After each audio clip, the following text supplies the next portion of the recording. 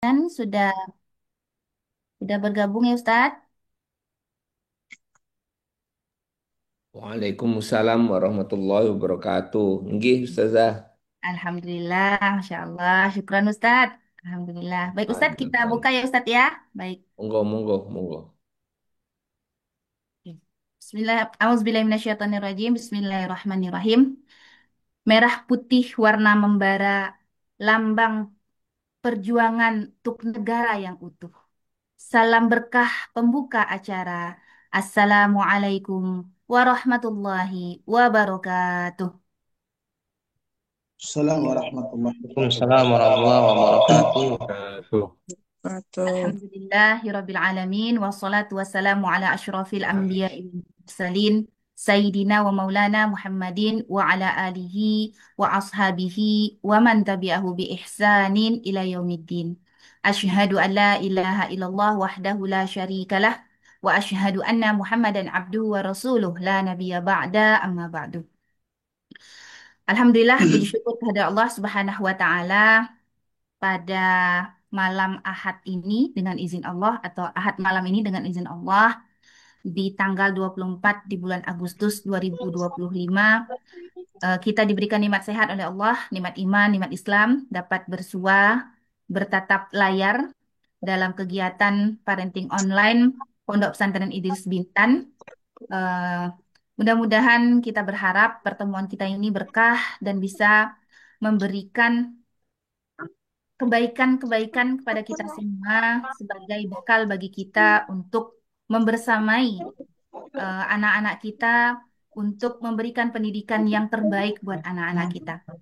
Salawat dan salam kepada baginda Nabi Muhammad sallallahu alaihi wasallam dengan ucapan Allahumma sholli ala Sayyidina Muhammad wa ala ali Sayyidina Muhammad. Mudah-mudahan lisan kita selalu ringan untuk dapat terus bersalawat kepada Nabi dan kita juga bisa diberi kesempatan membersamai atau menjadi jiran Rasulullah sallallahu alaihi wasallam di surganya kelak.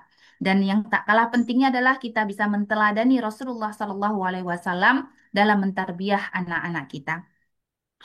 Yang kami hormati pimpinan Pondok Pesantren Idris Bintan, Kiai Haji Dr. Suparman Manjan LCMID, kemudian guru kita Ustadz Dr. Andes Miftahul Jinan MPD, MPDI, LCPC, kemudian seluruh asatizah Pondok Pesantren Idris yang dapat bergabung bersama kita di layar Zoom ini, dan yang kami banggakan seluruh wali santri Pondok Pesantren Idris yang memberikan meluangkan waktu serta kesempatannya untuk bisa bergabung bersama kita di layar Zoom ini, bersama-sama kita belajar, bersama-sama kita mengupgrade ilmu kita tentang pendidikan anak.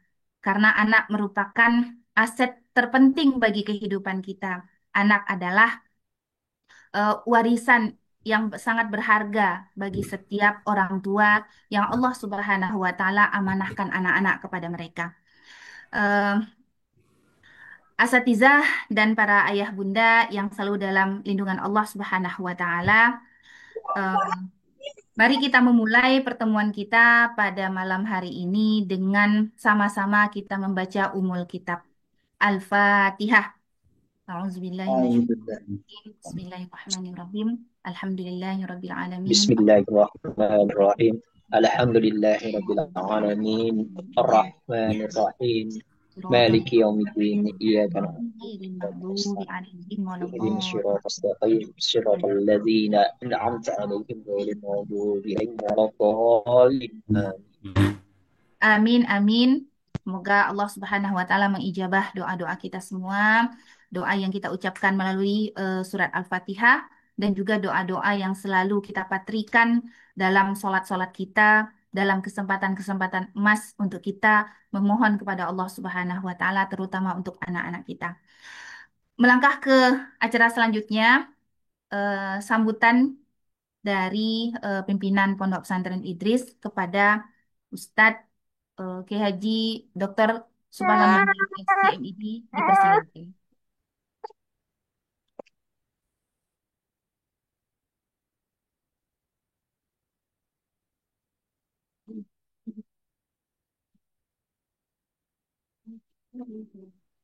Assalamualaikum warahmatullahi wabarakatuh.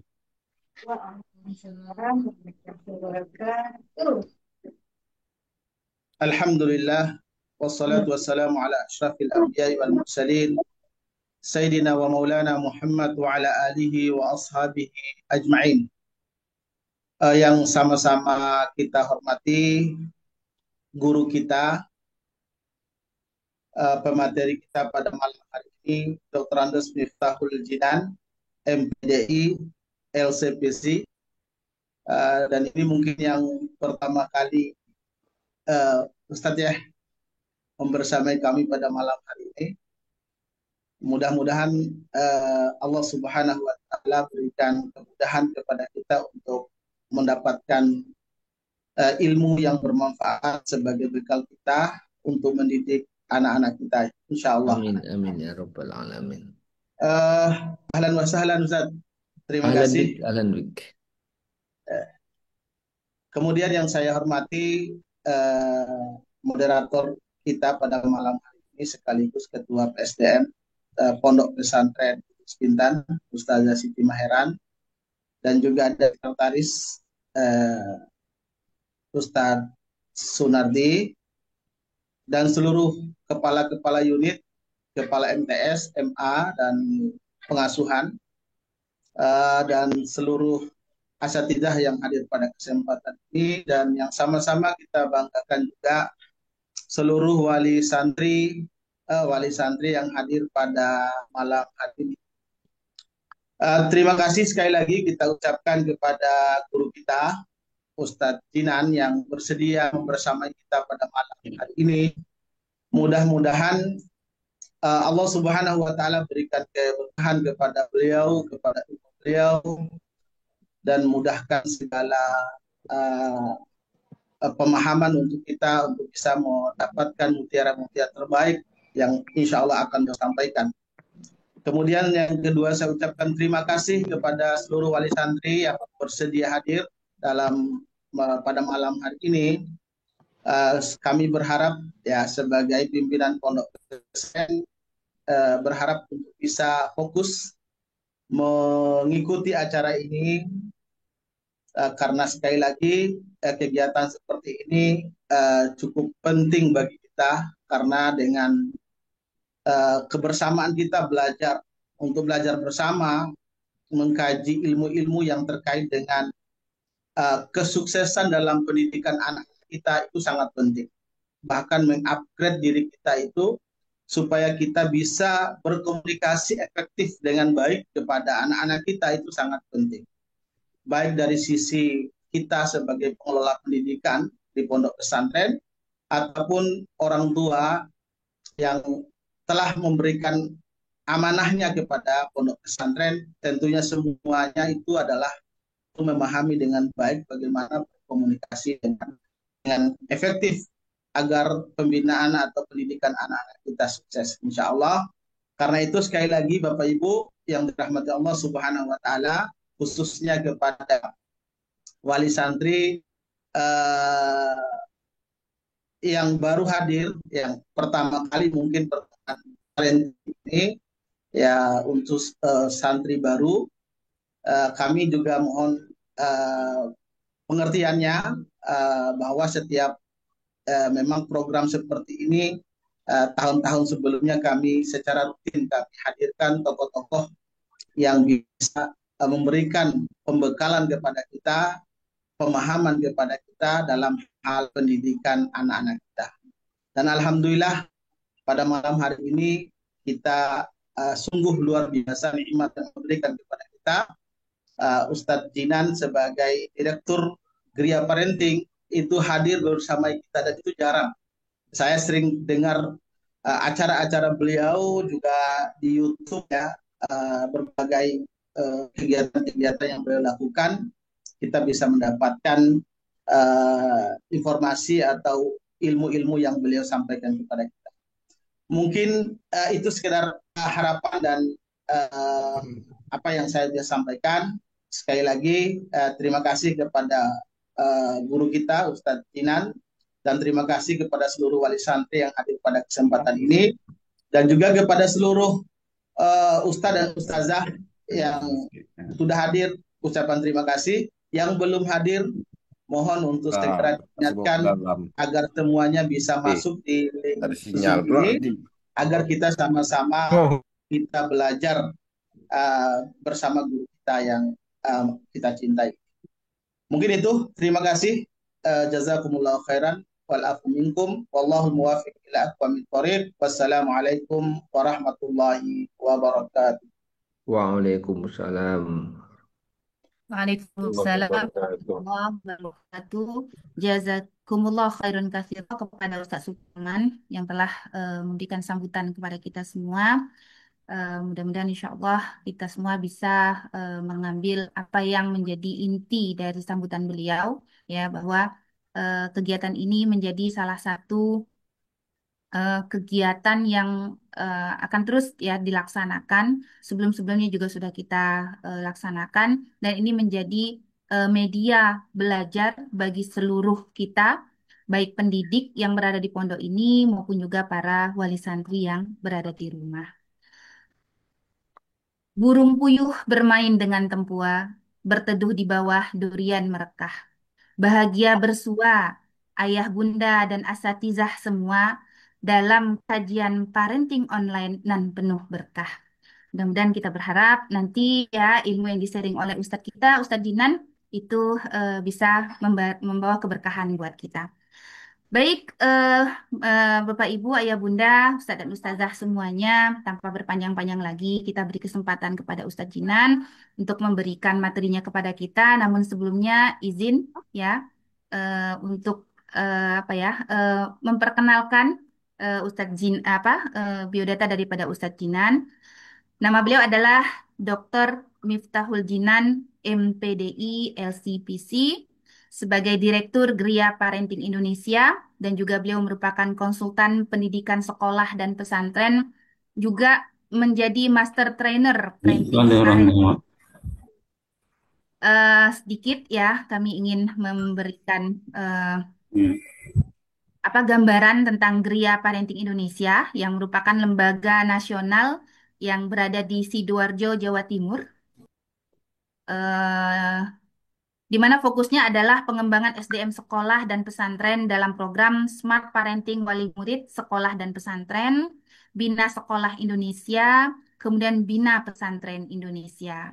Nah, karya tulis beliau juga cukup banyak ya. Saya juga eh, beberapa beberapa waktu lalu ya eh, me, apa me, membaca gitu ya, membaca salah satu daripada karya beliau yang bestseller ya, ada 6 buku dalam satu paket gitu ya. Kemudian juga em, ini semuanya adalah memberikan masukan-masukan baru kepada kita tentang tarbiyatul aulad atau pendidikan anak.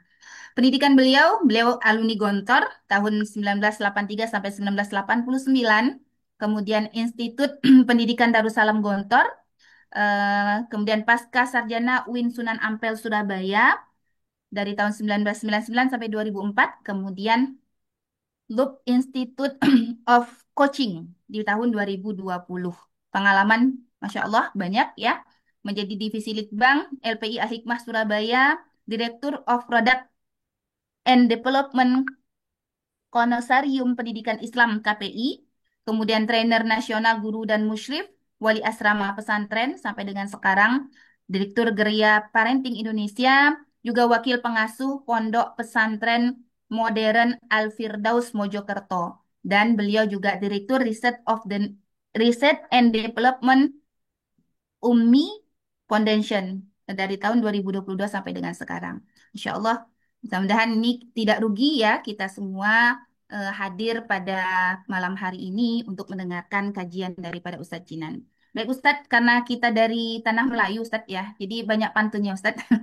Jadi kita sambut Ustadz Jinan dengan pantun rama-rama, membuat bunga warna-warni dari pita, hiasan jambangan si anak rantauan patah.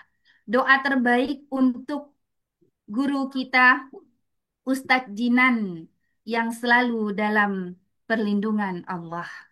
Baik Ustadz, kami menyerahkan sepenuhnya kepada Ustadz untuk berbagi ilmu kepada kami semua, kepada Ustadz Jinan, Fatafadol Mashkur. Jazakumullah khairul jaza, Ustazah Siti Mairan. Bismillahirrahmanirrahim. Assalamualaikum warahmatullahi wabarakatuh. Waalaikumsalam warahmatullahi Waalaikumsalam. wabarakatuh. Alhamdulillahi hamdan mubarakan fih wa nusalli wa nusallimu ala Muhammadin sallallahu alaihi wasallam. Asyhadu an la ilaha illallah wa asyhadu anna Muhammadan abduhu wa rasuluh. Allahumma salli ala Muhammad wa ala ali Muhammad. Qala Allah Ta'ala fi kitabil aziz wal yakhshal ladzina law taraku min khalfihim dzurriyyatan dhi'afan khafu 'alaihim falyattaqullaha wal yaqulu qawlan sadida. Shadaqallahul azim. Yang sangat-sangat kami hormati dan kami muliakan, eh, Kiai Al-Hajj Dr. Suparman, semoga antum selalu sehat walafiat Ustadz, penuh barokah dan perlindungan dari Allah Subhanahu wa taala. Yang kami hormati moderator kita yang membuat saya iri dengan pantun-pantunnya, Ustazah Siti Maheran, luar biasa. Jazakillah Ustazah. Yang kami hormati Ustadz dan Ustazah di Pondok Pesantren Idris Bintan. Yang kami hormati Bapak Ibu Wali Santri Idris Pondok Pesantren Idris Bintan. Alhamdulillah malam hari ini kita dipertemukan oleh Allah Subhanahu wa taala. Kondisinya sama Bapak Ibu. Bapak Ibu wali santri, saya juga wali santri. Berarti ini jeruk, makan jeruk ini ya. Makanya malam hari ini kita niat saja sharing kita apa yang bisa kita sampaikan. Nanti juga mohon ada masukannya, ada sharingnya dari Bapak dan Ibu-ibu semuanya. Saya memulai materi malam hari ini dari sebuah cerita tentang seorang kakek 70 tahun. Suatu hari kakek ini ulang tahun. Lah, yang bingung istrinya, tentunya nenek. Bingung apa ya hadiah yang paling dibutuhkan oleh suamiku tercinta ini. Sang nenek mengamati dari ujung kepala sang kakek sampai ujung kaki, barangkali ada yang kurang dari tubuh suaminya begitu, mungkin bajunya dan lain sebagainya. Sampai akhirnya sang nenek mendapatkan inspirasi. Apa inspirasinya? Kakek ini mempunyai sepeda ontel butut. Kok kebetulan sadelnya sudah rusak? Berarti hadiah yang paling dibutuhkan oleh suaminya adalah sadel baru. Akhirnya nenek ini membuka yang namanya dompetnya. Barangkali ada sisa-sisa uang yang bisa membeli sadel baru itu. Tapi nyaris tidak tersisa. Akhirnya sang nenek ingat bahwa di telinga kanannya ini ada satu anting yang masih tersisa karena anting di sebelah kirinya jatuh dan hilang. Daripada dia miring ke kanan karena keberatan anting di sebelah kanannya itu, maka dia copot saja yang namanya anting itu, dia bawa ke pasar dan dia jual anting itu. Hasil penjualannya tentu dia belikan sadel baru, sisanya dia simpan. Sadel itu dibungkus dengan kain kadu bagus dan di hari ulang tahun disodorkan kepada suaminya sambil mengucapkan selamat ulang tahun wahai suamiku. Sang suami mendapatkan hadiah itu yang cukup besar itu sangat girang dan dibukalah. Maka di situ ada sadel baru dan sang suami mengucapkan terima kasih lalu bertanya, "Wahai istriku, dari mana kau dapatkan duit untuk membeli sadel ini? Sang istri menjawab, aku jual satu antingku yang tersisa, hasil penjualannya saya belikan sadel, sisanya saya simpan. Kemudian sejenak kemudian tidak mau kalah, sang kakek akhirnya lari ke kamar mengambil satu bungkusan kecil dan kemudian disodorkan kepada nenek sebagai hadiah ulang tahun. Dibuka itu, ketika dibuka itu adanya satu anting yang mirip sekali dengan anting yang beberapa hari yang lalu itu dia jual. Istrinya mengucapkan terima kasih kepada suaminya atas hadiah itu dan bertanya, wahai istriku, dari mana kau dapatkan duit untuk membeli anting? Wahai suamiku, dari mana kau dapatkan duit untuk membeli anting? Sang istri bertanya kepada suaminya ini. Dan sang suami menjawab, aku jual sepeda ontelku dan hasil penjualannya aku belikan anting ini. Bapak Ibu yang dirahmati oleh Allah, niat dua orang itu baik atau jelek Bapak Ibu? Saya yakin kita semangat tahu bahwa niatnya baik. Pertanyaan saya selanjutnya, apakah hasilnya sempurna? Tentunya hasilnya kurang sempurna. Apa yang membuat dua niat yang baik itu kok belum menghasilkan hasil yang sempurna? Mungkin jawabannya adalah tidak adanya komunikasi antara keduanya. Disinilah pentingnya karena saya yakin Bapak Ibu memasukkan putra-putrinya di Al-Idris ini ya tentu yang namanya niatnya baik. Dan saya yakin pondok pesantren Idris dengan beserta seluruh ustadz ustazahnya juga niatnya baik. Lah, dua niat baik ini akan menghasilkan hasil yang sempurna jika yang namanya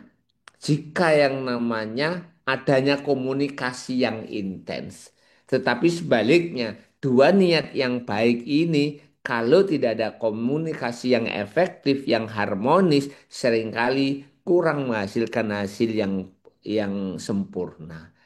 Apalagi di pesantren ini adanya anak-anak kita, santri kita. Tentu ada komunikasi kita sebagai orang tua dan anak-anak kita, musyrif dan musyrifah sebagai orang tua kedua pengganti di pesantren berkomunikasi dengan anak, ataupun juga kita juga dengan para musyrif musyrifah sebagai orang tua kita dan musyrif musyrifah. Tentu ini semuanya adalah membutuhkan komunikasi yang efektif, membutuhkan komunikasi yang harmonis, sehingga niatnya sudah bagus, maka insya Allah dengan komunikasi yang positif, yang harmonis, yang efektif, akhirnya hasilnya sempurna. Lah, berangkat dari sinilah Bapak Ibu semuanya, Ustadz Ustazah, kita mencoba untuk belajar bersama. Saya mulai dari semoga sudah kelihatan ini, dari kita mencoba mengulang beberapa prinsip komunikasi yang mungkin kita pernah belajar dari mana saja begitu supaya nanti kita kontekkan ke anak-anak dan ke santri kita. Jadi ada beberapa prinsip komunikasi. Yang pertama adalah Bapak Ibu hindari kebiasaan SOK, salahi, omeli, dan kritik. Kita sebagai orang tua, baik wali santri atau wali asrama, tentu ada kesempatan melihat beberapa perilaku anak-anak kita yang kurang sesuai yang kita harapkan. Mohon Bapak Ibu hindari suka mengkritik, hindari suka mengomeli, hindari suka menyalahkan. Contoh umpamanya, anak-anak kita kok kebetulan yang namanya eh, mendapatkan jatah duit 1 bulan sekian umpamanya begitu kok masih minta, tentu ini adalah sesuatu yang seringkali lu kok minta seharusnya sudah cukup toh. Mosok sih nggak bisa yang namanya ngirit dan lain sebagainya. Itu semuanya adalah salahi, omeli, dan kritik.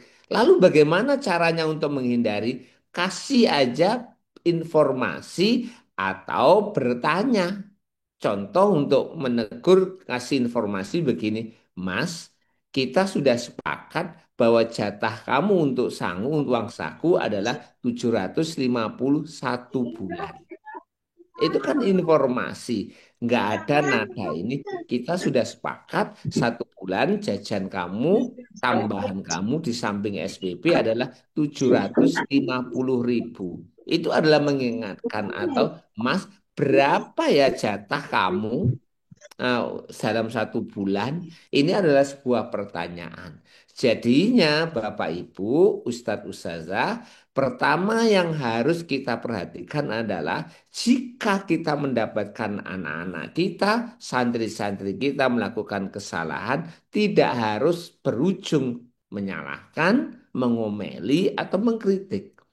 Kita melihat seorang anak yang melempar sampah sembarangan. Ya kita panggil, sini nak, sini nak. Tempat sampahnya di sana nak. Ini ada informasi. Atau dengan bertanya, di mana ya seharusnya kita menaruh sampah? Itu adalah sebuah pertanyaan, sebuah informasi yang kalau kita sampaikan insya Allah tidak perlu menyalahkan, tidak perlu mengomeli, dan tidak perlu kritik. Jadinya Bapak Ibu, ayo kita ingat yang pertama adalah bahwa hindari kebiasaan SOK. SOK artinya salahi, omeli, dan kritik. Yang kedua, prinsip yang harus kita jalankan untuk supaya komunikasi kita efektif adalah berikan penghargaan yang jujur dan tulus. Apa maksudnya penghargaan ini dan apa maksudnya jujur dan tulus? Seringkali kita ini berpikir jika anak kita atau santri kita mendapatkan prestasi yang besar baru kita menghargai. Padahal sebenarnya anak-anak itu seringkali dia itu melakukan hal-hal yang positif yang itu cukup dan harus kita hargai. Contoh adalah anak kita yang mampu mengelola duitnya sehingga uang 750.000 itu cukup untuk 1 bulan bahkan tersisa, ya kita beri penghargaan itu. Kita berikan, Mas, terima kasih ya yang sudah memanage uangmu dengan baik, bahkan kamu bisa untuk apa itu menabung uangmu. Ini adalah sebuah penghargaan yang jujur dan tulus. Kenapa kok yang jujur dan tulus? Karena disampaikan secara spesifik apa pekerjaan baiknya itu. Hindari kita ini memberi penghargaan, Mas, mantul sekali kamu, Mas. Anak-anak bingung, mantul apanya yang dimaksud mantul? Cukup, gini, Mas, terima kasih ya yang sudah mengelola duitmu dengan baik. Bahkan kamu bisa menyisakan untuk kamu tabung atau untuk kamu simpan. Ini adalah sebuah ungkapan yang itu kelihatan jujur dan tulus karena basisnya adalah aktivitas yang disukai oleh anak. Nak, terima kasih ya untuk menaruh sampah pada tempatnya. Insya Allah kebaikan kamu akan dibalas oleh Allah dengan sebaik-baik balasan. Jadinya dimulai dengan ucapan pertama, terus yang kemudian spesifik kalau bisa namanya apa kalau kita menghadap santri, Mas Arfan, terima kasih kamu sudah menaruh sampahmu pada tempatnya. Kemudian spesifik pekerjaannya apa disempurnakan dengan doa. Jadinya itu prinsip yang kedua. Lah, prinsip yang ketiga adalah bangunlah keinginan atau kemauan untuk berhasil dalam diri orang lain. Saya ulangi, bangunlah keinginan atau kemauan untuk berhasil dalam diri orang lain. Apa maksudnya? Kadang-kadang Bapak Ibu, Ustadz dan Ustazah, kita menjumpai anak-anak yang menghadap kita dalam kondisi putus asa. Saya pernah beberapa waktu yang lalu apa itu datang Ustadz, Ustadz, rasanya kok saya putus asa ya Ustadz. Kenapa ya saya menghafal itu kok agak lama ya. Nggak seperti teman-teman saya. Apakah saya ini memang nggak berbakat dan lain sebagainya. Lah, kita sebagai guru atau kita sebagai orang tua harus tetap mendorong dia punya keinginan dan punya kemauan. Mas, sebentar loh. Kadang-kadang ada orang itu menghafalnya sulit, tetapi juga melupakannya sulit. Tetapi ada orang yang begitu mudah menghafalkannya, tetapi begitu mudah hilangnya. Nah, saya berharap kamu bagian yang pertama ini. Nggak apa-apa, kamu berkali-kali, temenmu 2-3 kali mengulangi, 4 kali mengulangi sudah hafal, kamu perlu 7 kali, nggak apa-apa. Tapi yang menariknya adalah ketika ayat yang sudah kamu hafal, sulit untuk kamu lupakan. Nah, ini adalah bentuk sebagai kita sebagai orang tua, sebagai guru wali asrama, barangkali ada santri-santri kita yang datang kepada kita, ada anak-anak kita yang mengeluh tentang susahnya belajar, susahnya apa itu menghafal dan lain sebagainya.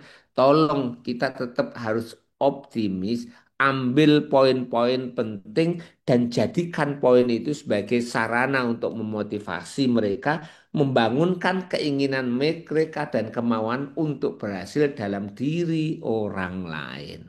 Jadinya, Bapak Ibu semuanya, Ustadz Ustadzah, 3 prinsip. Pertama, hindari kebiasaan SOK, salai, omeli, dan kritik. Yang kedua adalah berikan penghargaan yang jujur dan tulus. Dan yang ketiga adalah bangunlah keinginan atau kemauan untuk berhasil dalam diri orang lain. Itu prinsip. Lah, prinsip yang selanjutnya adalah senyum.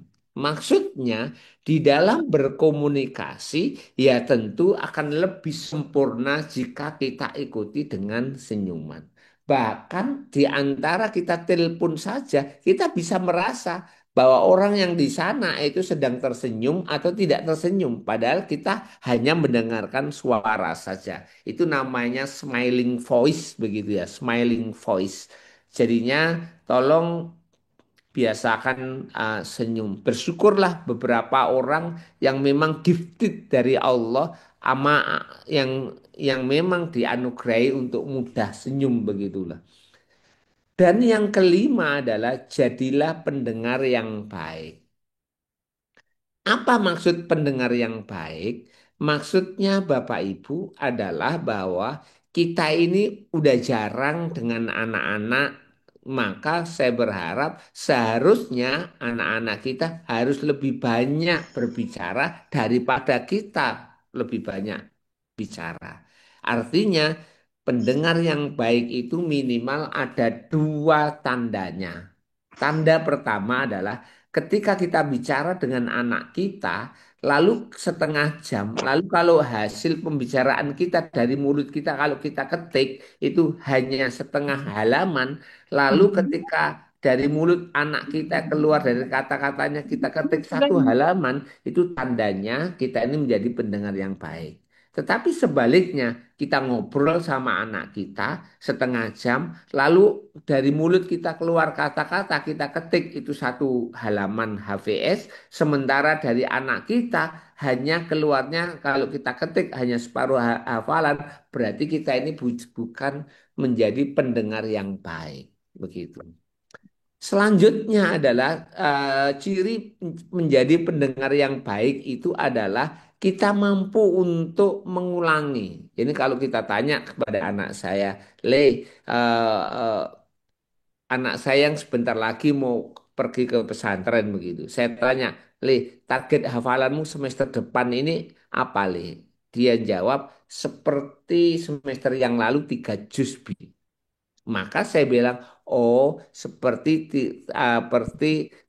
semester yang lalu 3 juz ya. Nah, ketika saya mengulang begini, ini tandanya bahwa saya memperhatikan, saya mendengar dia. Dan anak itu suka daripada kita tanya, Le, target hafalanmu semester ini berapa?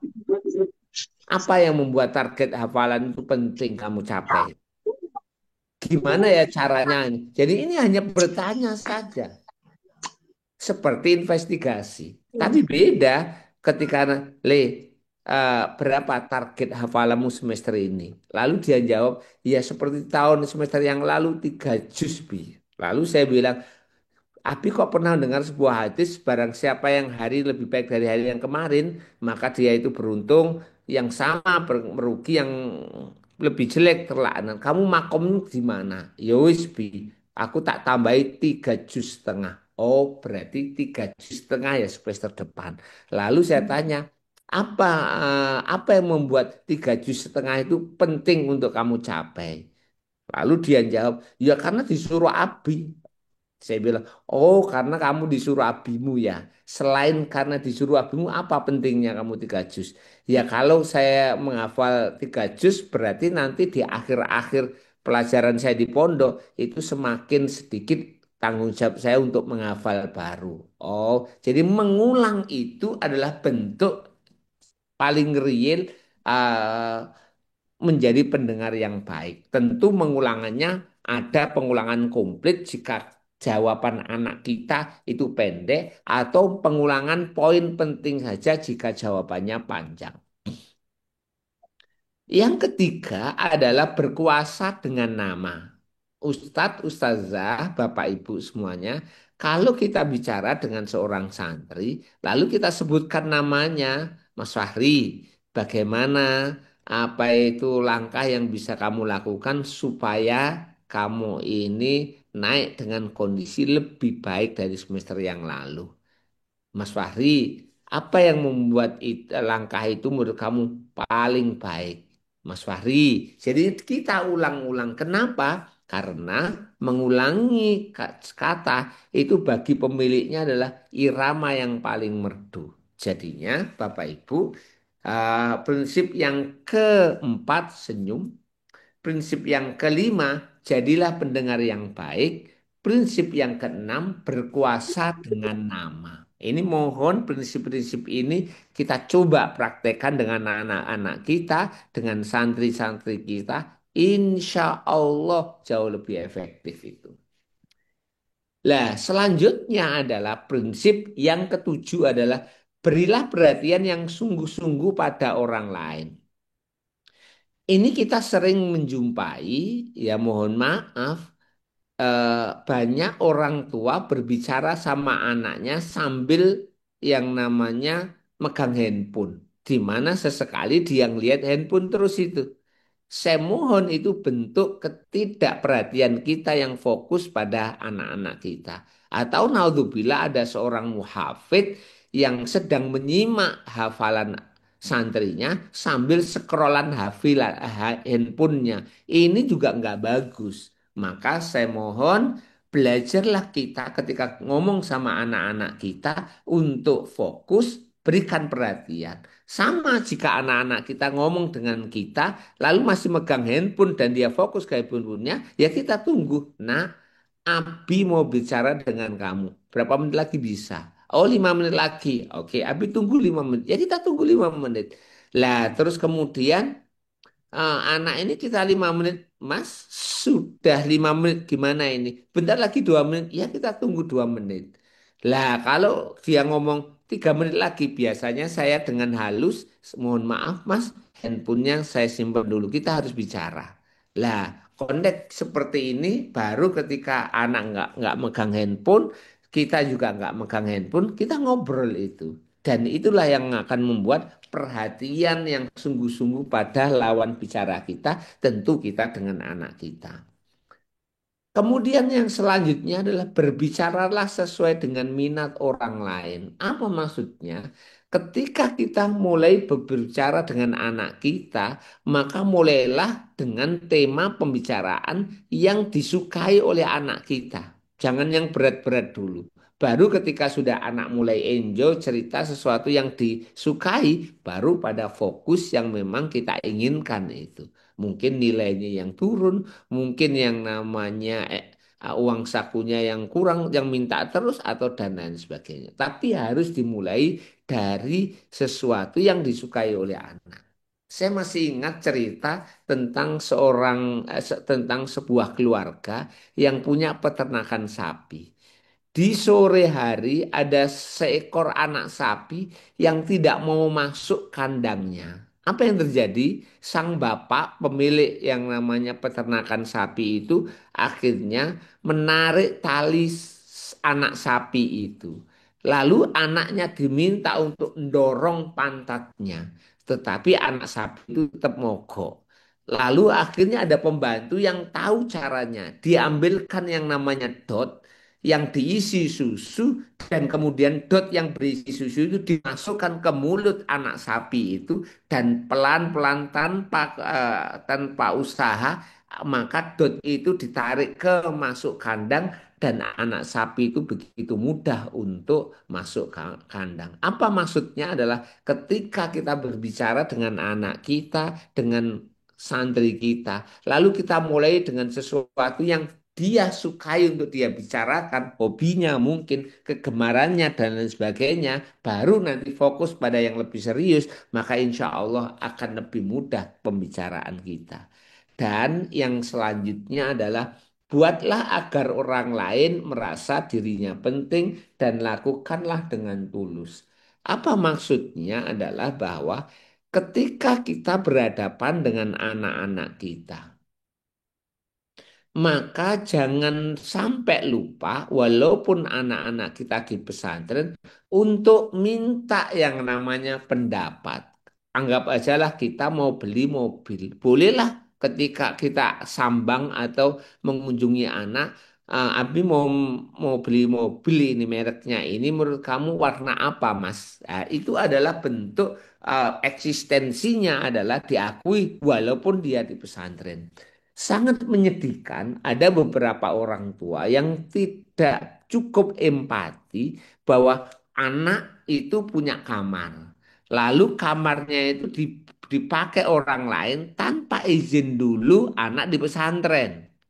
Ya, kecuali memang kamar itu untuk umum kan begitu.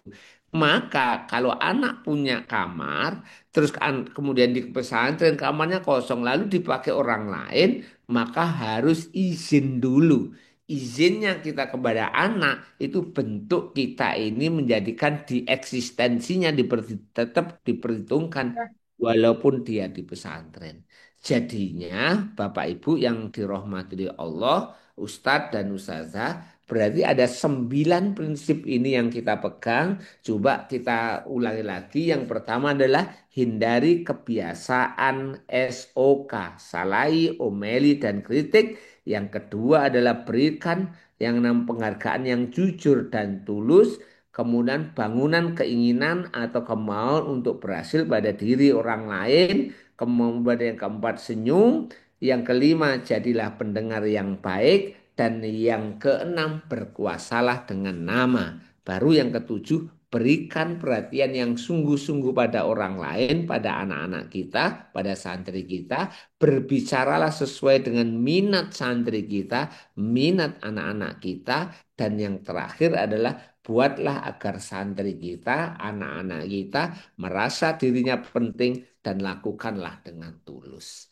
Prinsip-prinsip ini coba kita praktekkan, maka insya Allah akan sangat membantu untuk berkomunikasi dengan anak-anak kita atau dengan orang lain dengan lebih efektif. Mari kita lihat kita bawa itu di dalam mendidik anak-anak kita atau santri kita. Tantangan bagi orang tua ketika anaknya di pesantren.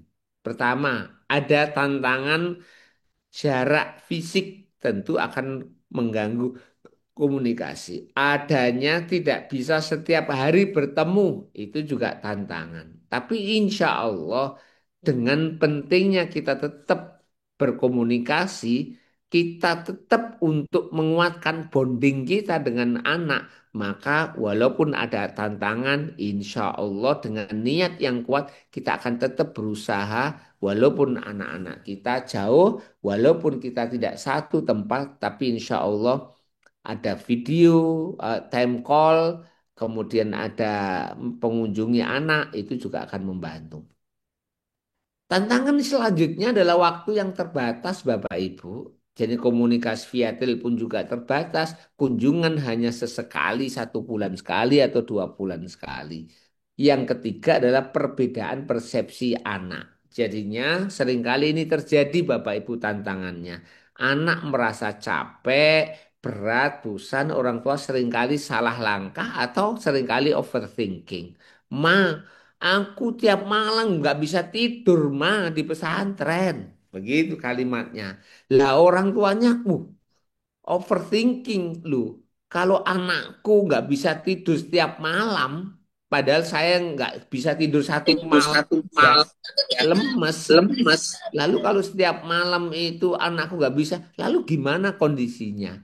Padahal nggak bisa tidur setiap malam itu konotasinya bukan seperti itu, tetapi hanya nggak bisa tidur senyenyak di rumah setiap malam. Itu aja sebenarnya penafsirannya.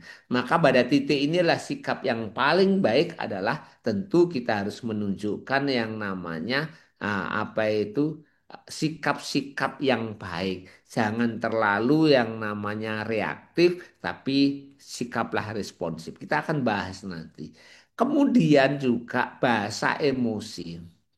Saya masih ingat beberapa minggu yang lalu di pesantren saya ini apa itu kunjungan pertama setelah hampir 1 bulan lebih ya. Nah, kunjungan pertama ini biasanya heboh.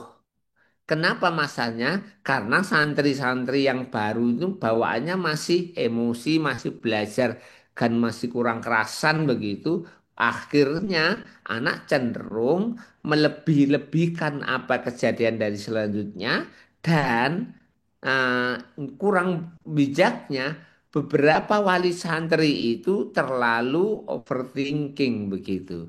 Lah, saya berharap ya nggak ada lah yang namanya kunjungan pertama wali santri baru, lalu ada anak yang menjelaskan tentang kebaikan-kebaikan di pesan. Mayoritas 75% sampai 80% hal-hal yang memberatkan, membosankan, nggak enak makanannya, tidurnya nggak nyenyak, mandinya antri, pokoknya macam-macam semuanya, keluhan-keluhan. Dan ini adalah bahasa emosi dan sangat wajar bagi santri-santri kita yang baru saja belajar mondok. Tentu orang tua harus bijak menanggapi dan merespon ini semuanya.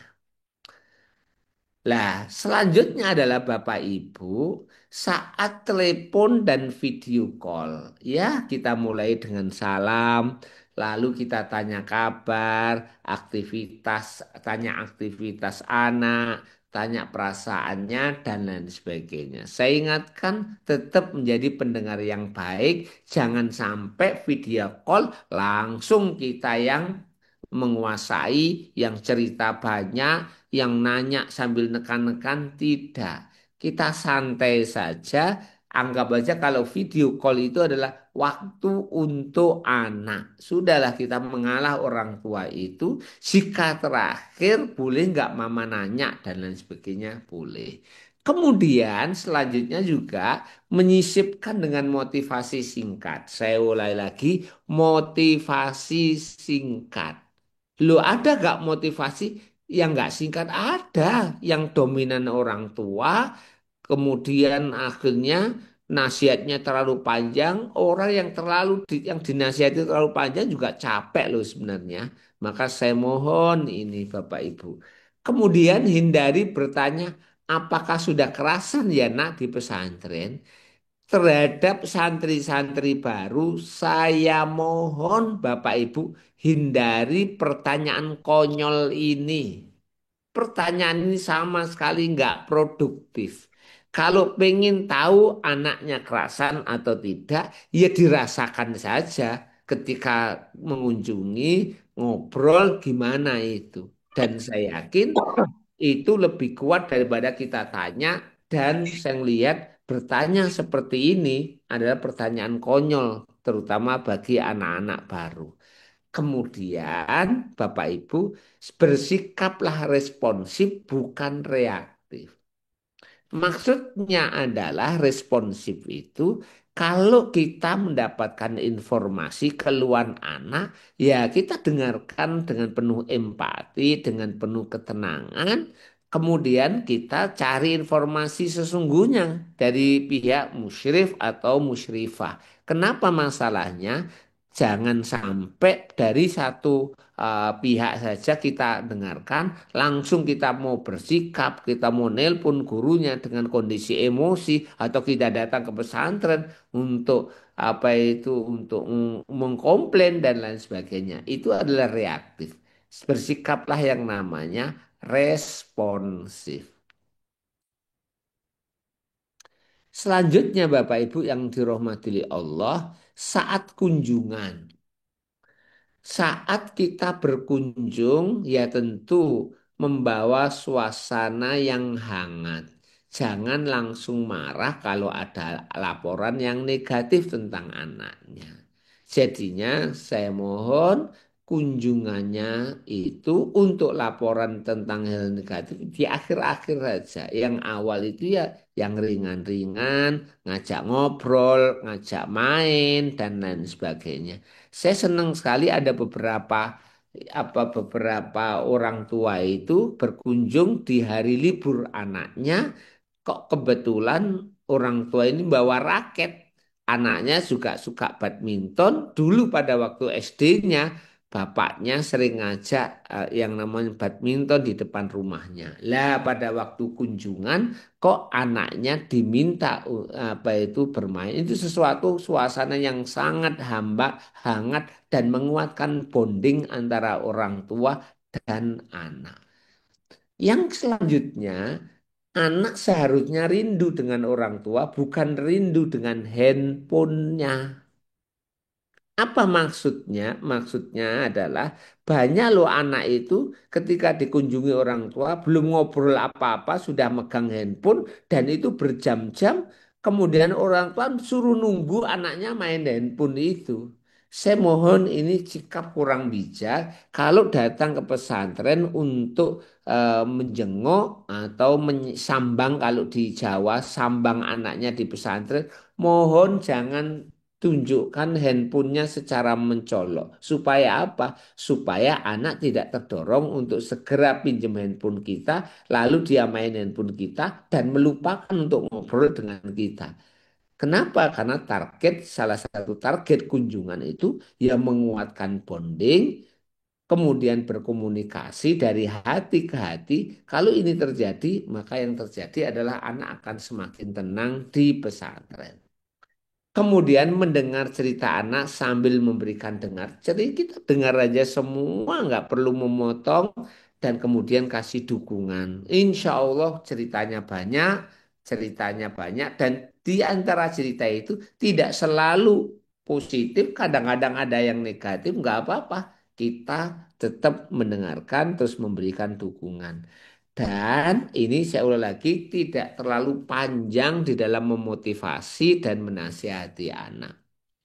Lah, sekarang adalah ranjau-ranjau komunikasi. Bapak Ibu yang dirahmati oleh Allah, kadangkala anak-anak kita itu menyampaikan laporan kepada kita tentang guru dan musyrifnya atau sanksi yang tengah ia alami. Saya mohon menghadapi yang seperti ini, Bapak Ibu harus tenang, responsif, bukan reaktif. Dalam ketenangan itu ya kita dengarkan secara empati, kita mencoba merasakan apa yang dirasakan oleh ini. Dan ketika sudah selesai, ya kita oke, Mas, nanti saya akan konfirmasi kepada gurumu. Nah ini penting ini. Dan memang betul kita konfirmasi supaya kita tahu duduk perkaranya. Saya mohon sikap ini harus kita lakukan Bapak Ibu supaya apa? Supaya betul-betul kita bisa untuk adil, bisa kita ini bersifat empati terhadap laporan anak-anak kita. Kemudian saat guru musyrik menyampaikan laporan negatif tentang anaknya. Jadinya kita dapat telepon yang namanya dari guru atau musyrik tentang perilaku anaknya. Lalu kita diminta untuk pergi ke pesantren. Saya mohon Bapak Ibu, setelah kita ketemu sama musyrif, saya mohon Bapak Ibu tetap tenang. Tetap tenang. Kemudian sampaikan ini tanpa yang namanya emosi yang berubah dari sebelumnya. Tetap landai saja sampaikan, Mas, tadi Abi dipanggil ustadzmu dan apa itu informasi bahwa kamu kemarin menitip kepada Pak Satpam untuk membelikan nasi untuk buka kamu. Iya. Apakah ini benar? Benar, oke.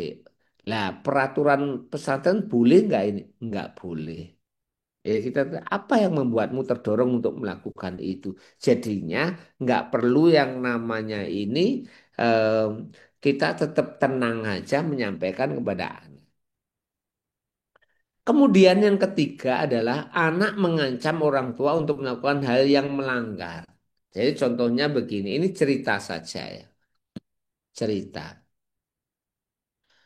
Anak di sebuah pesantren itu orang tuanya terpaksa melakukan ini di dalam ancaman anak kalau nggak melakukan itu akan anaknya minggat dan nggak mau di pesantren. Orang tua diancam begitu takut. Akhirnya apa?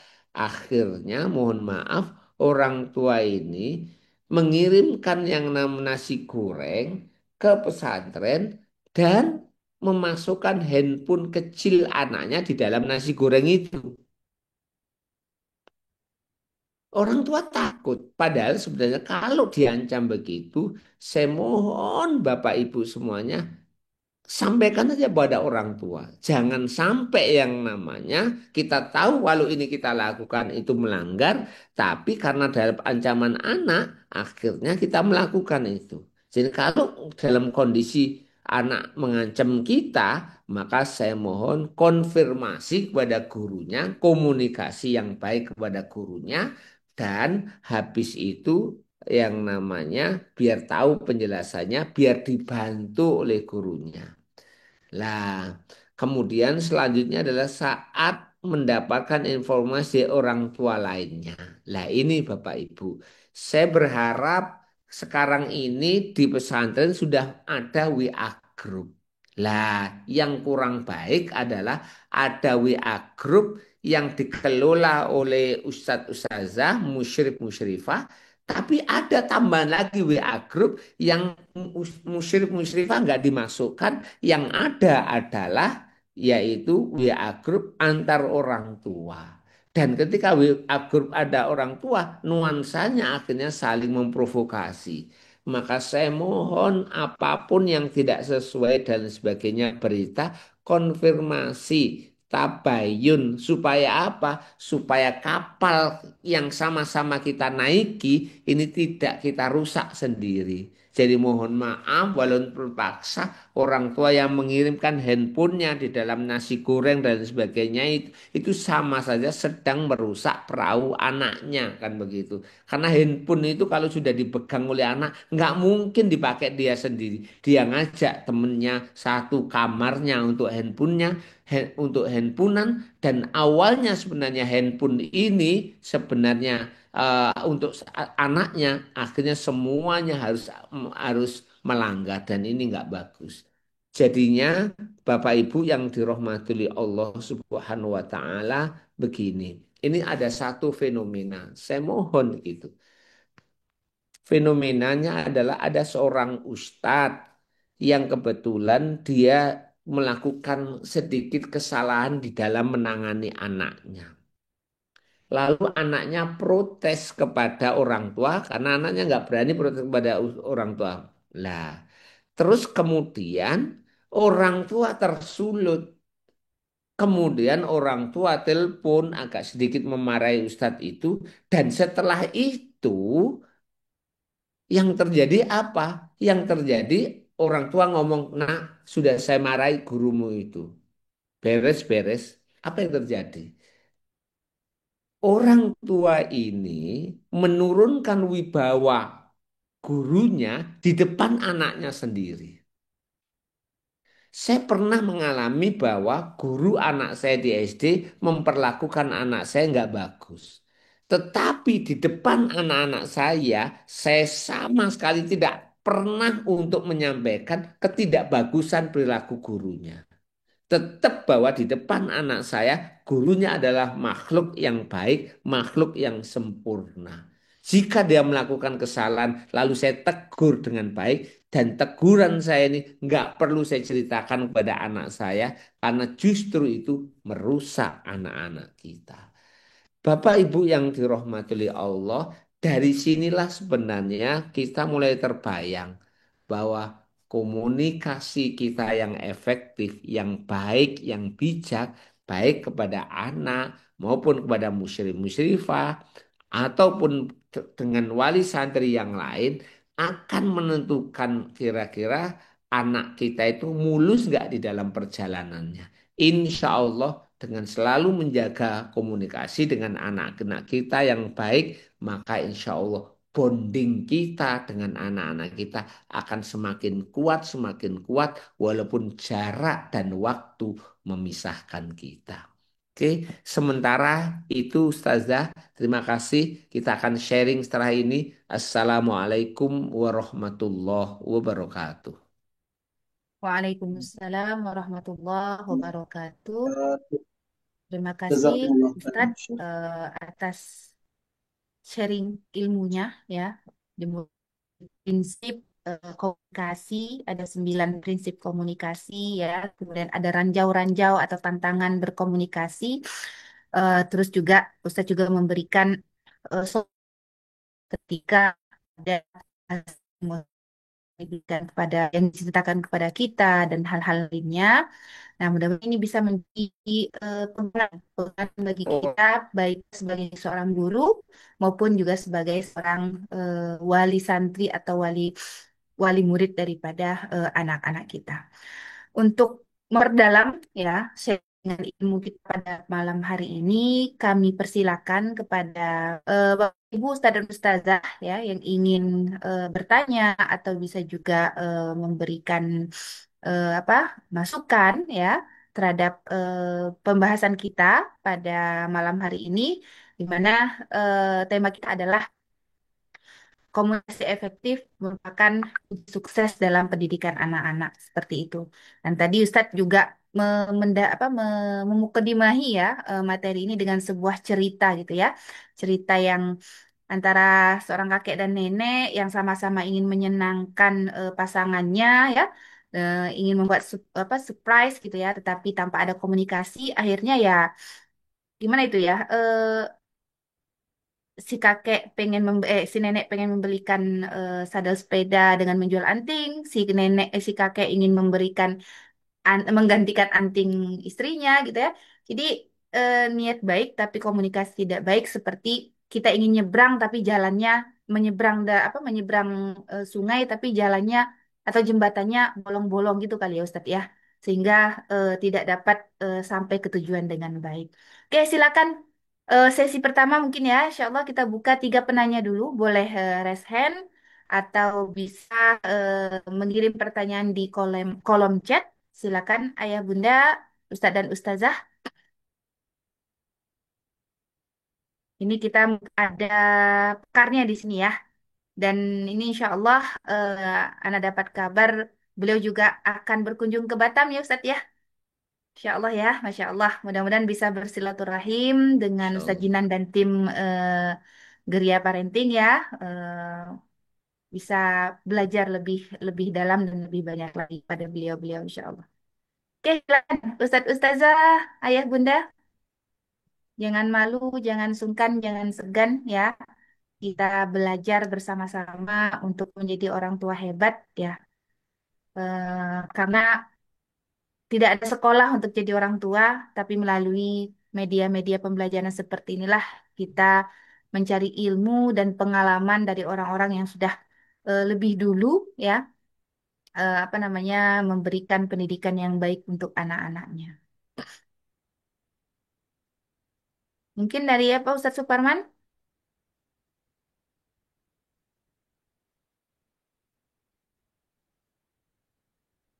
Ya kan, orang tua, wali santri, atau ustaz-ustaznya silakan dulu.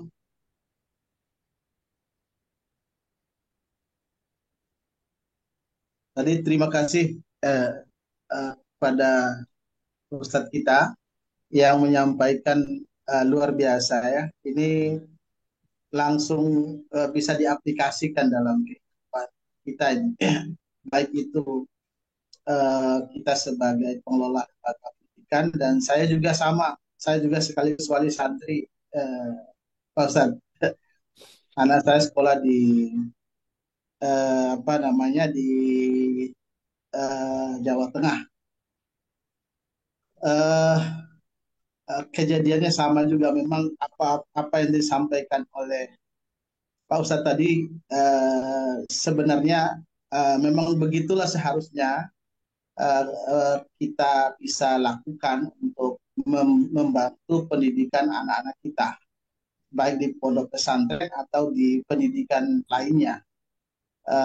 Saya tadi apa yang disampaikan dari tadi 9 prinsip komunikasi, kemudian apa tantangan komunikasi 4 poin, ya, kemudian saat telepon ya uh, dengan santri ada 5 poin, saat kunjungan ada 4 poin, ranjau-ranjau komunikasi juga ada 4 poin. Nah, semua alhamdulillah saya catat dan ini merupakan hal-hal yang sangat penting dipahami oleh kita dan kami sendiri sebagai wali santri ya kadang-kadang anak kita di pondok pesantren itu bercerita hal-hal yang luar biasa. Pernah satu kejadian sebagai contoh ya, satu kejadian dia melaksanakan tugasnya di pondok pesantren, tiba-tiba ada kecelakaan lah. Gigi anak saya itu uh, patah. Gitu. Dia cerita, kemudian dia sampaikan, ya, kami sebagai orang tuanya tenang karena gigi patah itu kan apalagi anak-anak masih apa muda ya, gitu, ya menghilangkan kegantengan dia lah kalau kita paham itu. Tapi secara umum ketika dia mengkomunikasikan masalah itu memang luar biasa. Tapi memang cukup kita waktu itu kita tangkap emosi dia dan kita sampaikan. Bahkan ada satu hal sebagai penutup yang saya sampaikan ke Ananda waktu itu. Nah, uh,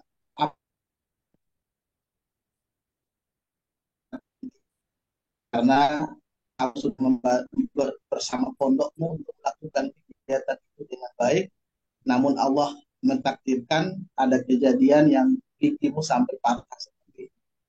Kamu sabar nak, kelas dan menerima itu semua. Dan insya Allah kalau memang perlu di apa namanya di segera disambung gigimu, datang ke dokter.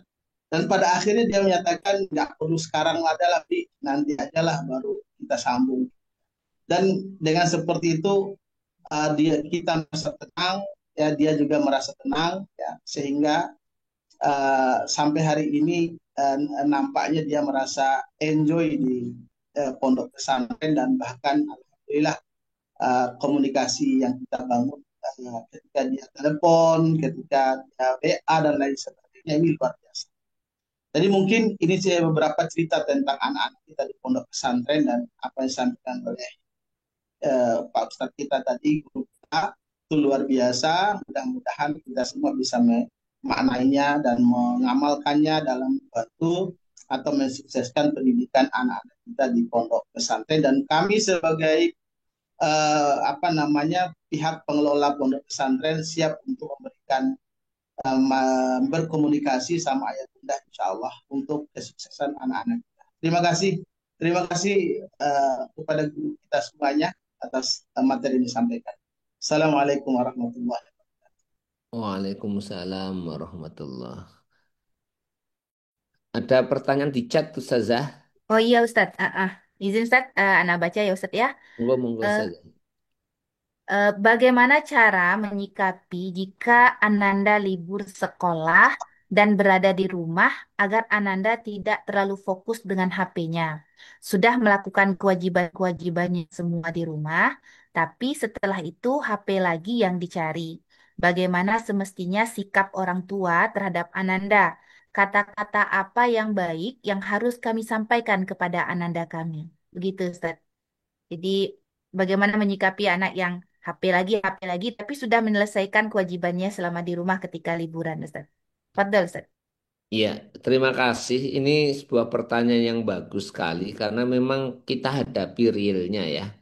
Jadinya begini, Bapak Ibu, kalau kita punya anak, kemudian waktu liburan, hal yang pertama harus kita lakukan ketika anak kita baru datang ke rumah, mungkin pagi datang, mungkin habis duhur atau habis asar ketika mereka istirahat, diskusikan tentang aktivitas di rumah.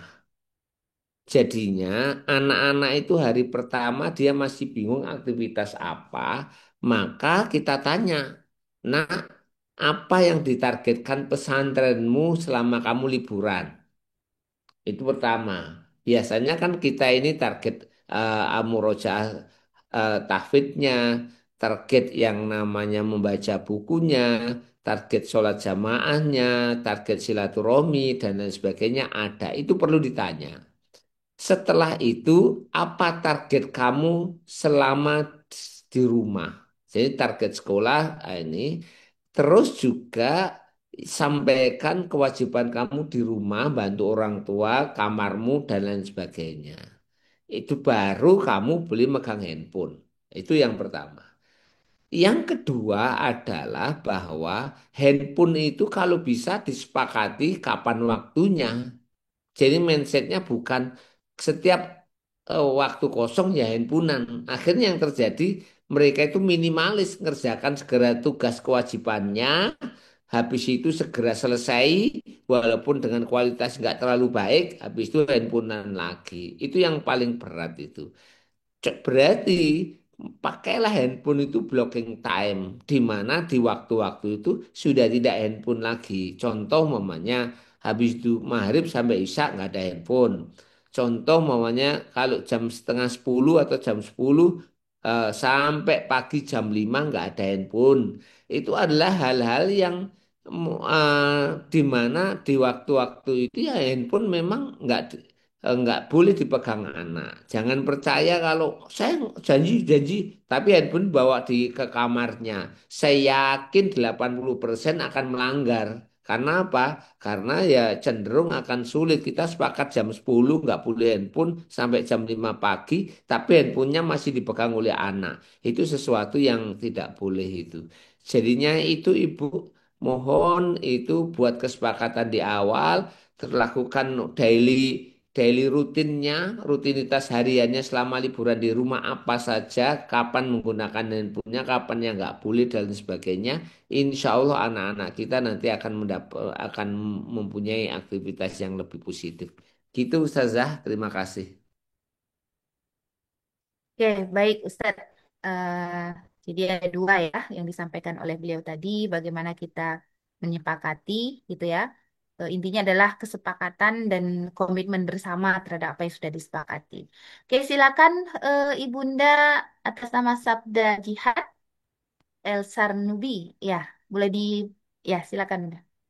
Assalamualaikum warahmatullahi wabarakatuh. Eh, Waalaikumsalam warahmatullahi Itu wabarakatuh. saja ya Ustazah. Tadi kan Ustadz mengatakan bahwa kita harus menjaga komunikasi yang baik terhadap anak. Nah, pertanyaan saya, apa gimana solusinya kalau seandainya kita sudah terlanjur apa namanya ini komunikasi dengan anak yang kurang baik, itu gimana itu Ustazah, Ustadz? Solusinya itu aja. Terima kasih. Assalamualaikum warahmatullahi wabarakatuh. Fadal Ustadz. Ya, terima kasih Ibu atas pertanyaannya. Saya yakin bahwa anak-anak kita ini kan insya Allah bonding sama orang tuanya kuat begitu ya. Dan komunikasi yang efektif itu akan menyempurnakan bonding itu begitu. Berarti apa yang mesti kita lakukan? ya kita perbaiki komunikasi kita. Tidak ada waktu, tidak ada kata terlambat untuk memperbaiki. Kok saya ini kemarin masih terlalu sering merintah-merintah, sering fokus pada kesalahan-kesalahan anak, tetapi jarang memberikan penghargaan dan sebagainya. Ya kita perbaiki itu. Oh, kok perhatian kita apa itu eh, kurang perhatian kita kepada anak kurang, kepada anak kurang, ya harus kita perbaiki. Jadinya insya Allah tidak ada waktu yang terlambat hatta anak kita itu di pesantren. Karena saya juga justru mendapatkan kenyataan beberapa wali santri itu ngomong, Ustadz, dulu itu waktu anak saya masih di rumah, tiap hari ngomel terus, Ustadz. Tiap hari bantah-bantahan sama anak. Tapi kok sekarang anak saya di pesantren kok beda ya Ustadz. Saya juga ngurang ngomelnya walaupun waktu liburan. Anak juga kelihatan sopannya kepada saya waktu di rumah. Alhamdulillah Ustadz, anak saya di pesantren. Lah pada titik inilah Ibu, saya berharap untuk supaya anak kita itu bergeser, mungkin dulu nggak berani apa itu, dulu berani bantah, maka ya kita harus mungkin harus mengevaluasi diri kita, mengevaluasi diri kita. Ibaratnya beginilah Ibu, kalau anak kita minta sesuatu, lalu yang diminta ini kebetulan memang layak diberi, segera aja diberi. Kalau anak kita minta sesuatu yang dimintanya itu tidak layak diberi, walaupun kita sudah punya jawaban tidak, mohon jangan segera menolaknya. Sebentar ya Mas, sebentar ya Mas, Abi pikirkan dulu. Baru nanti 1 jam 2 jam baru panggil anak itu sampaikan keputusannya. Itu adalah salah satu trik bagaimana aslinya anak itu ketika langsung ditolak itu merasa tidak dihargai. Lah, ketika kita menolak tapi setelah 1 jam 2 jam itu sesuatu yang jauh lebih baik. Insya Allah begitu, perbaiki komunikasinya dan tidak ada kata terlambat. Gitu, terima kasih, Ustazah. Oke, bagaimana Bunda Sabda Jihad?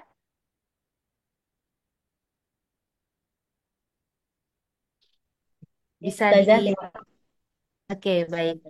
Oke, kami lanjutkan. Ini penanya ketiga di sesi pertama kepada Ayahanda Haryono. Boleh on cam dan di unmute. Ayahanda, silakan. Di chat tuh ada juga. Ya, yang raise hand dulu, nanti kita baca yang chat. Silakan,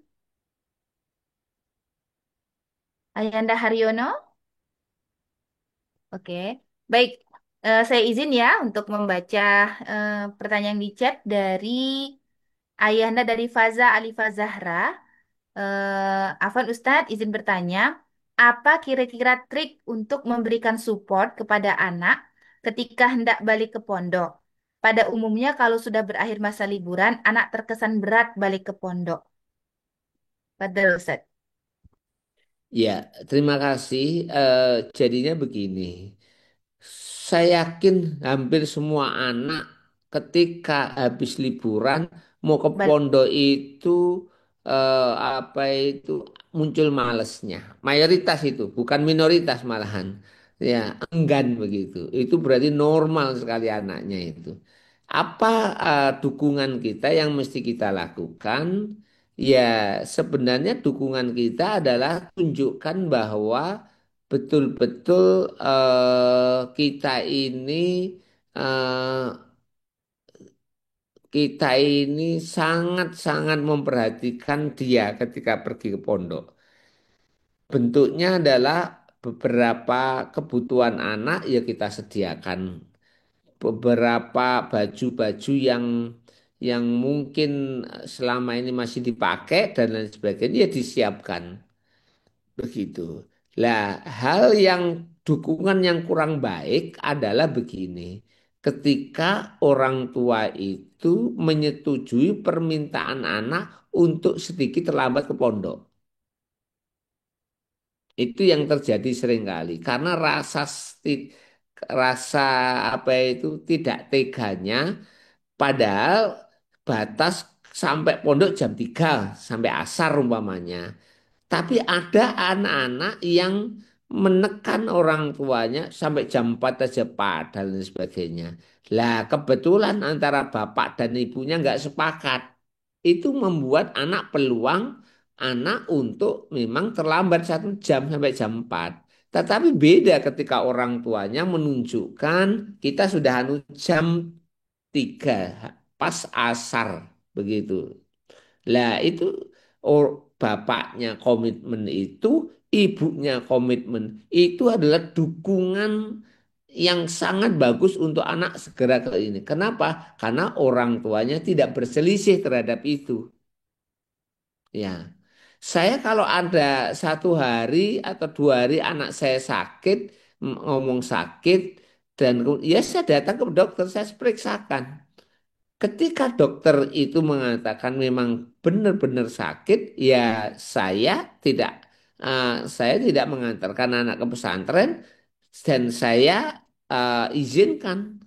Tapi ketika dokter itu mengatakan bahwa ya ini agak sedikit flu, tapi sebenarnya nggak ada masalah, ya sudah, saya harus ini nggak ada masalah.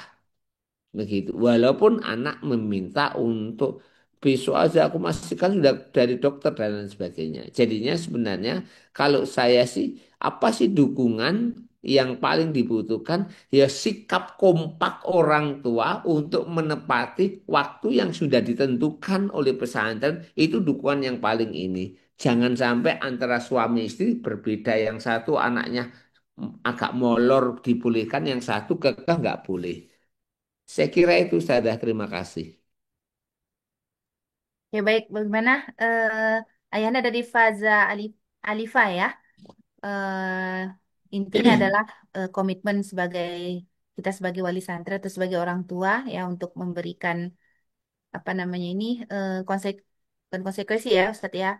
Bagaimana kita sama-sama punya satu kata gitu ya kepada anak kita dan tadi juga memberikan perhatian terhadap apa yang dibutuhkan anak ketika kembali ke pondok gitu kan ya seperti itu. eh ini untuk sesi pertama ya tadi Ya, kita masih buka izin bertanya, tiga. Zah. Iya, baik sebentar Pak ya. Kita buka sesi kedua untuk 3 penanya selanjutnya. Ini di room chat udah ada 2, berarti ditambah dengan Pak Haryono. Silakan, Ayanda. Siapa duluan nih, Zah? Baik, Assalamualaikum warahmatullahi wabarakatuh. Waalaikumsalam warahmatullahi wabarakatuh. Eh, izin, Ustadz, sekedar ingin bertanya ataupun sharing. Kebetulan anak saya juga ada di Inggris. Begini, Ustadz, Oke, yang ingin saya tanya ini masalah memang konteksnya kita menitipkan anak di pondok adalah untuk mempunyai akhlak yang baik. betul. Jadi salah satunya di pondok itu kita kalau bisa menghindar yang namanya bully Mm-mm. ataupun kekerasan terhadap sama santri. Kebesaran bully itu kan tidak hanya berupa fisik, tetapi bully itu juga bisa dalam bentuk perkataan ataupun perbuatan seperti itu. Nah, ini ada suatu masalah ini kemarin itu. Jadi ketika Ananda saya pulang ke rumah pas liburan kemarin, mereka kan kita kasih batas ya memang salah satu ya gadget ya atau HP. Jadi mereka saling chatting lah antara mereka kamar gitu. Ada juga dengan kakak seniornya. Jadi di situ adalah perkataan-perkataan yang tidak layak lah diomongkan oleh seorang santri.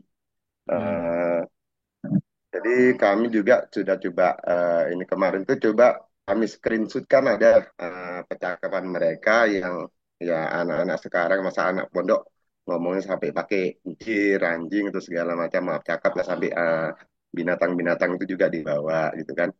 Sehingga ini memang perlu mungkin pengawasan juga dari pihak pondok pesantren seperti apa supaya hal ini kalau bisa memang di skor pun kami pun terima juga seperti apa seperti itu. Kemudian yang kedua itu masalah barang-barang para santri. Sering Ananda mengeluhkan itu barangnya hilang, sendal, sepatu, anduk atau segala macam itu sering-sering memang kejadian seperti itu. Apakah tidak mungkin sebaiknya diinventariskan, misalkan dari pondok ini ini diinventariskan peralatannya apa-apa saja, supun itu memang hilang bisa ke detect gitu, Ustaz. Mungkin kalau memang sih kalau yang bully kemarin tuh saya memang sempat agak ini sedikit emosian juga karena dengan bahasanya itu ini kali gitu terhadap Ananda gitu kan. Ya sekali saya cari tahu siapa ininya, ya ternyata eh, anak dari salah satu ini. Nggak enak ngomongnya gitu kan. Jadi kami juga sudah konfirmasi sampai sampai sampai sekarang itu nggak tahu. Jadi sekian itu masukan dari kami. Mohonlah kiranya kita sama-sama menjaga nama baik pondok pesantren kita. Demikian, Ustadz, Sukron, Kasiron. Assalamualaikum warahmatullahi wabarakatuh. Waalaikumsalam warahmatullahi wabarakatuh. Oke. Padahal Ustaz Jinan bisa Ya, terima ditanggapi. kasih Bapak atas sharingnya. Yang pertama tentang bully verbal. Bapak Ibu, inilah sebenarnya keluhan ini hampir di mayoritas pesantren itu dialami. Jadi saya keliling Indonesia itu hal yang paling berat itu adalah ketika sudah pada bahasa medsos itu tidak menunjukkan yang namanya bahwa itu anak-anak pesantren atau tidak pesantren. Itu yang dan lah saran saya adalah apa? Saran saya, ayo kita kerjasama Bapak Ibu. Nggak mungkin yang namanya musyrif-musyrifah itu sendiri mengidentifikasi gitu. Jadinya bentuk screenshotnya itu sampaikan aja dan memang setiap kali habis liburan di pesantren saya ini, saya cicil itu beberapa PR yang itu basisnya informasi dari orang tua. Oh, kata-kata kasar di medsosnya itu satu. Oh, pakaiannya yang nggak bagus itu dua. Oh, yang namanya keluar malamnya. Ada yang namanya santri itu rokoknya. Itu saya cicil itu. Dan semuanya tentu saya respon dan saya ucapkan jazakumullah khairul jaza Bapak Ibu yang sudah mengirimkan. Ya, karena sebenarnya ketika anak itu pulang itu betul-betul Bapak Ibu kalau ingat loh ya, kadang-kadang apa yang di pesantren dan di rumah beda sekali. Iya, kenapa? Kadang-kadang kita tanya, kok beda sekali? Ya iya, di pesantren itu lingkungannya mendukung, santri-santri semua melakukan, sehingga bangunnya lebih mudah, seringkali di soft yang pertama. Sementara di rumah itu kadang-kadang lingkungannya nggak mendukung, datang ke masjidnya setelah komat dan lain sebagainya, itu tentu adalah memang upaya-upaya kita yang terus kita harus kerja keras. Apalagi anak-anak itu kadang-kadang masih faktor eksternal dirinya untuk datang tepat waktu ke masjid, untuk mau ngaji tepat waktu, itu katakan faktor eksternal. Maka disinilah betul-betul, ayo kita jika mendapatkan informasi tentang kata-kata ini, ya kita sampaikan aja dan insya Allah di pesantren terus masuk Idris ini juga nanti nyicil itu. Kadang-kadang anak harus dituturi pelan-pelan di titik ini, titik ini, titik ini. Kalau saya sampaikan dalam satu hari malah nggak masuk. Biasanya saya suka itu waktu hanya 10 menit pada sholat, itu saya sampaikan pelan-pelan satu item, kemudian pelan-pelan satu item, pelan-pelan satu item, dan lain sebagainya. Jadinya ini untuk urusan kata-kata yang kurang ramah antar anak-anak kita, terutama di medsos. Ayo kita kerja keras ini, karena mau nggak mau di titik itu anak-anak kita lebih banyak dipengaruhi daripada anak-anak kita memberi pengaruh. Itu konteks seperti itu. Lah, Selanjutnya, Bapak Ibu, tentang barang hilang anak-anak kita. Barang hilang anak-anak kita ini faktornya banyak sekali. Ya, faktornya banyak sekali. Faktor yang paling jelas adalah ya mungkin yang namanya manajemen barang di pesantren kita masih kurang. Itu kalau dilihat dari pesantrennya. Tapi ada faktor yang lain bahwa anak itu sendiri belum tuntas manajemen barangnya ketika di SD. Saya mendapati anak-anak ini kok lemarinya rapi. Padahal kami nggak ngajari sebagus itu amat loh ya. Kemudian bukunya juga tertulis labelnya, label bukunya, catatannya ini komplit bagus. Lalu saya selidiki apa yang dia lakukan. Tahu-tahu di rumah itu basisnya eh, dari keluarga yang memang membiasakan anak untuk habit-habit kecil, ya kan? Atomic habit, habit-habit kecil di rumah, menata tempat sandalnya, menaruh barang pada tempatnya. eh, Kalau hilang tidak segera dibelikan, tapi disuruh untuk apa itu mencari dulu dan lain sebagainya. Itu bentuk-bentuk bagaimana anak-anak itu yang sejak dini. Tapi mohon maaf, kami harus kerja keras. Ada beberapa anak yang memang harus dampingi seperti anak TK. Kenapa? Ya karena lupa. Contoh, biasanya halakoh Quran di situ. Seringkali mesti ketinggalan. Ini anunya siapa, songkoknya siapa. Besoknya dia lagi dan lain sebagainya. Jadinya apa itu ini perlu juga betul-betul memang kita bangun kebiasaan itu. Lah tentu yang menantang adalah bahwa di pesantren pun juga di hal-hal yang kecil itu, kalau di pesantren saya masih kecil itu ya hampir 1 minggu sekali pengecekan piring, pengecekan sandal, kan begitu toh. Ha- Hanya untuk memastikan kalau kebetulan ada 1 2 anak yang nggak pakai sendal atau sendalnya hilang, ya langsung panggil bagian koperasi untuk nanyakan ukuran sendalnya berapa dan suruh beli waktu itu juga supaya tidak terjadi yang namanya apa itu saling mengambil. Tapi di pesan kami justru yang saya lihat yang lebih dominan hilang itu bukan karena saling menggosok, tapi anak sendiri yang kurang perhatian terhadap barangnya.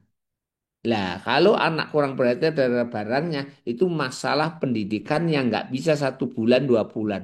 Pelan-pelan kita biasakan sampai akhirnya anak perhatian sama barangnya.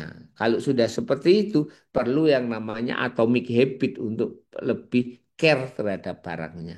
Jadinya itu dan saya berharap ketika di rumah itu juga betul-betul kita biasakan apa yang di pesantren itu jalankan di rumah sehingga hal-hal yang kurang di pesantren ya kita nambeli. Contoh umpamanya eh, tentang standar kebersihan habis mandi, begitu ya, kamar mandi, gitu kan begitu. Karena mungkin di pesantren itu mandinya segera ditunggu temennya kan begitu. Setelah kebiasaan itu di rumah dibawa sehingga habis mandi apanya alat-alat mandinya nggak dirapikan, dindingnya nggak disiram, ada bekas-bekas busa dan sebagainya. Ya kita harus biasakan mas sini sini mas. Coba gimana ini kamar mandimu apa yang masih bisa di kamu kamu bersihkan sebelum kamu meninggalkan kamar mandimu ya kita harus tegur itu dia melakukan itu sambil juga kita bantu dalam melakukan insya Allah itu akan membangun anak-anak kita peduli terhadap lingkungannya termasuk peduli terhadap barang-barangnya insya Allah begitu Ustadz semoga bisa datang ke Bintan untuk melihat pesantren Idris ini untuk titik itu ya. Gitu Ustazah. Oke, baik Ustaz, syukran Ustaz ya, Insya Allah Ayah Haryono ya, di apa, apa namanya bisa lebih komunikasinya bisa lebih ini lagi ya ke pihak pondok ya. Saya kira ada memang hal-hal yang perlu untuk kita bahas bersama dan kita cari solusi bersama untuk anak-anak kita. Izin Ustadz, ini ada pertanyaan dari Ibu Sunarti. Ya, Hmm, Ustadz izin bertanya, bagaimana kita menyikapi anak yang pada dasarnya suka berkomunikasi dengan kita dengan menceritakan apa yang dia alami, namun disampaikan secara berulang, padahal kita sudah merespon dan mendengar. Apakah itu petanda respon yang kita tampilkan kurang tepat? Apa yang perlu diperhatikan lagi, Ustadz? ya. Jadinya begini ya, ketika anak ini menyampaikan, ya kan, keluhan, ya, keluhan dan secara konstan keluhan itu dari waktu ke waktu sama, ya kan, secara konstan dari waktu ke waktu sama, itu berarti bahwa memang ada kejadian itu. Maka saya mohon Bapak Ibu tabayunlah kepada musyrif musyrifah. Ya. Tapi kalau anak bercerita, dia ngeluh minggu ini keluhannya ini, minggu depan ini keluhannya ini, berarti tidak konstan, itu ditunggu aja. Apakah itu dia beberapa kali atau tidak. Sambil kita juga Bapak Ibu perlu yang namanya adakah perubahan mendadak pada anak kita, mungkin keceriaan dan lain sebagainya. Ya tentu kalau anak baru sangat berubah ketika sebelum masuk pesantren dan ini satu bulan, 2 bulan, 3 bulan itu berubah normal itu. Tapi kok tiba-tiba ada perubahan ini dan sebagainya, ditanya aja dan lain sebagainya. Dan ingat tabayun dulu Bapak Ibu, tabayun dulu. Tanya dulu musyrik musyrifah. Dan naudzubillah jangan share ke grup.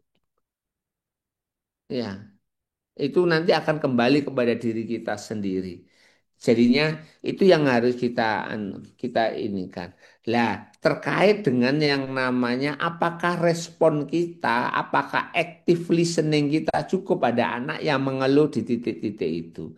Ya, kalau saya sih sebenarnya ketika anak curhat, lalu kita dengarkan, kita ulangi, kita ini, sampai pada titik saya bertanya, apa yang mesti kamu lakukan, nak, untuk menghindari itu? Anggap aja lah dia itu merasa kok dia itu dibully sama temennya yang itu kan begitu toh. Lalu kita dengarkan, oh gitu, terus gimana? Ya saya sebenarnya mangkel, tapi saya nggak bisa apa-apa. Oke. Mangkel tapi nggak bisa apa-apa. Oke, kalau Abi merasa itu justru adalah kamu bisa apa-apa. Loh, bisanya apa-apa? Kamu bisa mengontrol diri kamu. Justru kalau bisa apa-apa dengan memukul dia berarti kamu nggak anu. Lah, itu yang Abi justru hargai dengan kamu. Saya mangkel, tapi saya nggak bisa apa-apa kan begitu. Nah, kita hargai ada titik-titik positif di situ. Oke, nggak bisa apa-apa. Sebenarnya kamu sedang apa-apa. Apa itu? Kamu sedang yang namanya mampu mengontrol emosi kamu walaupun kamu dibully. Dan Abi yakin dengan sikap seperti itu justru kamu lebih kuat dari sebelumnya. Lah pada titik-titik itu kita coba ke bawah begitu supaya anak-anak kita juga merasa bahwa bahwa dia dibully itu ada manfaatnya ketika dia mampu menahan dirinya begitu. Ya. Saya masih ingat suatu ketika Bapak Ibu, saya datang ke pesantren, ada satu anak yang datang, ya anak baru, dia menangis. Loh, nak kenapa menangis? Sandal saya digosok Ustadz begitu. Oh ya, sandal kamu digosok ya. Loh, kenapa kok sampai menangis begini? Loh, sandal saya itu 1 minggu ini digosok 3 kali Ustadz. Oh, iya iya ya Ustadz. Mohon maaf tadi Ustadz tidak belum tahu itu, makanya kalau sudah begini ya jelas saya sangat memaklumi jika kamu nangisnya seperti itu. Kan begitu. Lah, kemudian saya di akhir-akhir begini. Nah, sebenarnya Ustadz itu kasihan kepada kamu, nak. Tapi Ustadz jauh lebih kasihan pada temenmu yang mengambil sandalmu itu. Loh kenapa kok justru lebih kasihan? Loh dia itu sedang menghafal Al-Quran. Lalu bagaimana hafalannya kalau diikuti dengan gosopnya? Apa nggak mengganggu? Itu yang Ustaz kasihan. Justru kalau kamu digosop, lalu kamu sabar seperti ini, tenang, itu kamu sedang dididik Allah untuk mampu mengontrol emosimu. Dan kamu lebih kuat itu. Saya bilang seperti itu. Jadinya terima kasih kamu sudah curhat kepada Ustadz, berarti kamu percaya sama Ustadz. Terima kasih begitu. Lah, beberapa minggu kemudian dia datang lagi kepada saya dengan senyum. Apa ucapannya? Ustadz, sandal saya digosok Ustadz. Dia ngomong begitu, tapi senyum dia. Dia senyum itu. Dan dia ngomong begitu. Saya kasihan yang menggosok sandal saya Ustadz. Lalu saya tanya, lo kenapa kasihan? Jawabannya persis. Apa yang kita masukkan kepada otak anak itu? Apa itu? Ya kasihan dia sedang menghafal, kalau gosok apa gak ganggu hafalannya. Itu persis yang kita masukkan, mindsetnya kita bawa ke dia. Dan kalau kita bisa membantu anak-anak kita mengambil setiap hikmah dari peristiwa, oh dahsyat itu. Dahsyat itu. Gitu saja, terima kasih. Baik Ustaz, syukur Ustaz. Ini masih ada 1 menit, mohon izin Ustaz, masih ada satu pertanyaan ya. Boleh, boleh. Ini bertanya tentang apa cara membangun komunikasi yang efektif untuk anak-anak yang tertutup atau introvert, Ustaz. Pendekatan apa yang dilakukan sebagai seorang guru dalam berkomunikasi dengan santri yang introvert? Nah, silakan, Ustaz. Iya, ini memang cukup menantang ya, cukup menantang. eh, saya biasanya yang saya lakukan adalah saya minta bantuan kepada santri itu untuk sebuah aktivitas yang 100% santri itu bisa melakukan.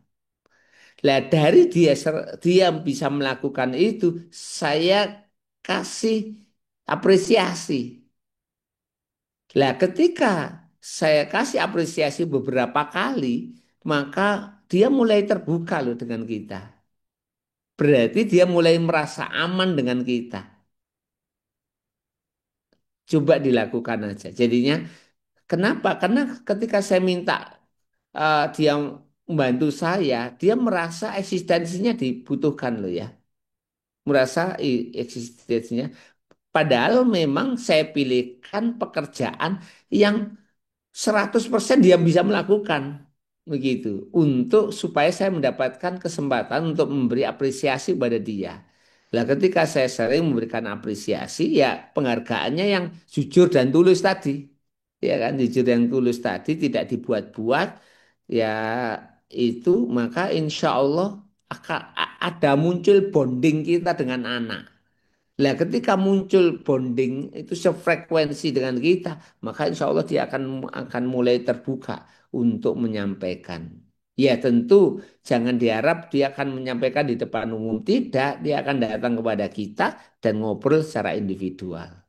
Kalau itu terjadi, maka bersyukurlah Ustadz Ustazah kita ini dipercaya untuk anak kita, anak-anak didik kita, bahwa mereka itu mau curhat kepada kita. Dan itu menunjukkan bonding kita dengan mereka itu kuat.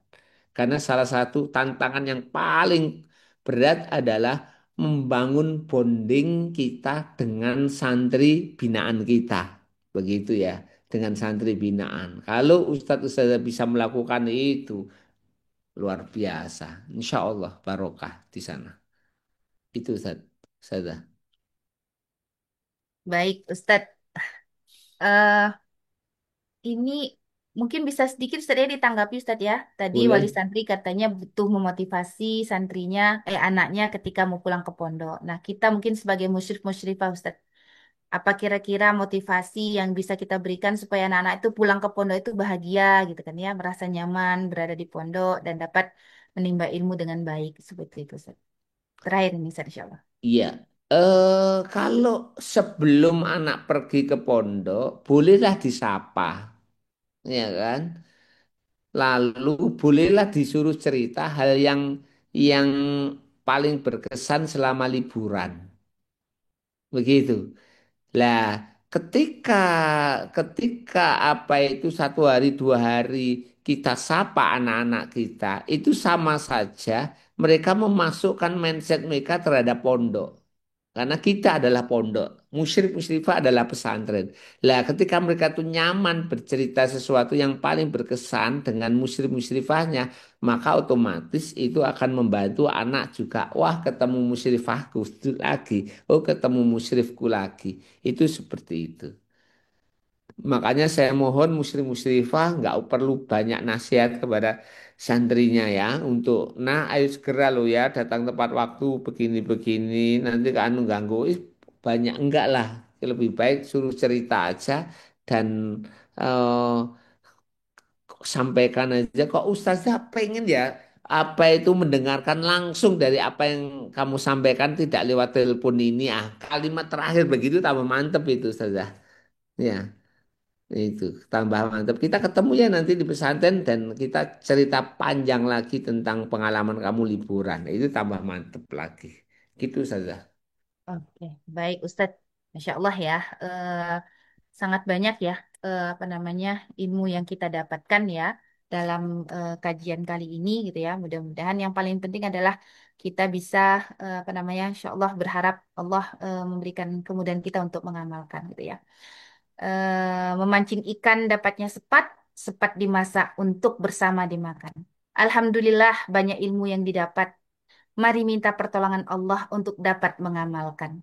Ya, mudah-mudahan semuanya itu ya juga tidak lepas dari bagaimana apa namanya hubungan kita kepada Allah Subhanahu wa taala. Mudah-mudahan dengan kita terus minta minta kepada Allah membantu kita ya, Allah bukakan jalan-jalan kita semuanya untuk berkomunikasi yang baik kepada anak-anak kita dan juga untuk mengarahkan anak-anak kita semua menjadi anak-anak sebagaimana tagline daripada Pondok Idris Ustadz ya, soleh, cerdas dan siap memimpin. Masya Allah. Ustadz.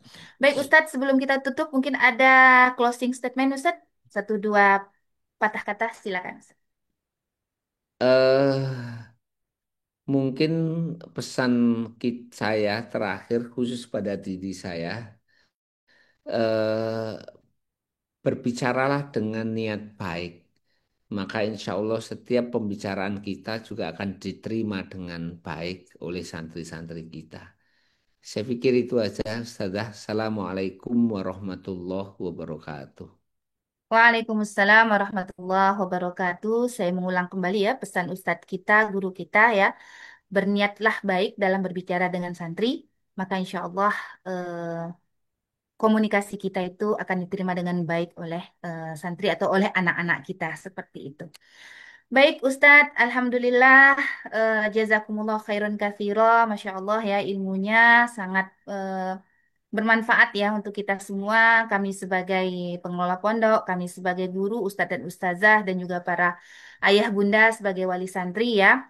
Tidak ada kata terlambat untuk kita terus belajar ya, untuk kita terus memperbaiki hubungan kita dengan anak-anak kita terutama dalam hal komunikasi. Insya Allah kita berharap ya ke depannya kita bisa tetap terus ya menjalin komunikasi yang baik antara pondok dan juga wali santri, antara guru dan juga kepada anak-anak dan kepada antara wali santri dan juga kepada santri-santri atau anak-anak kita insya Allah.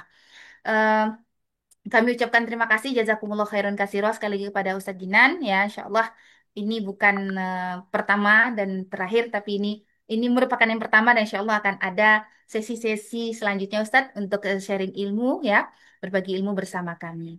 Eh, Kami doakan semoga insya Allah Ustadz selalu dalam lindungan Allah Subhanahu Wa Taala diberikan kesehatan ya untuk dapat terus berbagi untuk dapat terus menjadi guru-guru bagi para musyrik dan musyrifah dan juga para wali santri di dimanapun di Nusantara ini, insya Allah. Baik, Asatiza, Ustadz, apa para ayah dan bunda ya, dengan tadi disampaikan ke apa pesan ya dari guru kita, maka kegiatan parenting online ini kita cukupkan sampai di sini.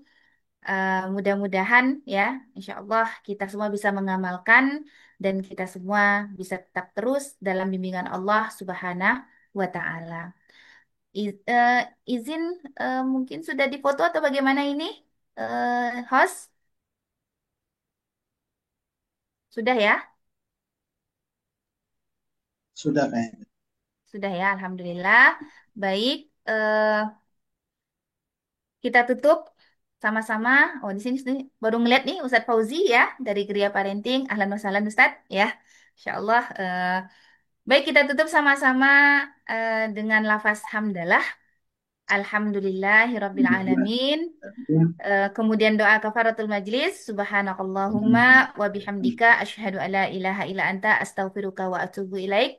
Selamat istirahat ya, dan kita sebelum tidur jangan lupa berdoa, mudah-mudahan Allah bangunkan kita ya di sepertiga malam untuk kita bermunajat kepada Allah, mendoakan anak-anak kita, mendoakan keluarga-keluarga kita, semoga selalu dalam lindungan Allah Subhanahu wa taala. Kami mohon maaf kalau ada kata-kata yang kurang berkenan, kepada Allah kami mohon ampunan. Jazakumullah khairun katsira. Al-afu minkum billahi taufiq wal hidayah. Wassalamualaikum warahmatullahi wabarakatuh.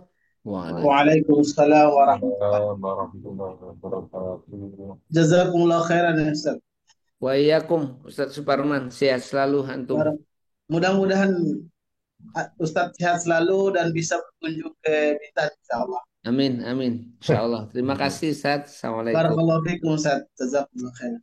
Afwan. Ya Ustaz.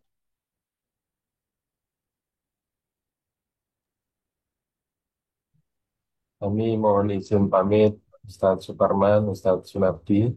Iya, iya. Ya. Terima kasih semuanya. Terima kasih Ustaz Fauzi. Nggih, sami-sami Ustadz Suparman. Iya. Mudah-mudahan Iya, bisa silaturahmi ke Al-Idris. Amin, amin insyaallah. Jazakumullah khairan. Jazakallah Terima khair. kasih juga.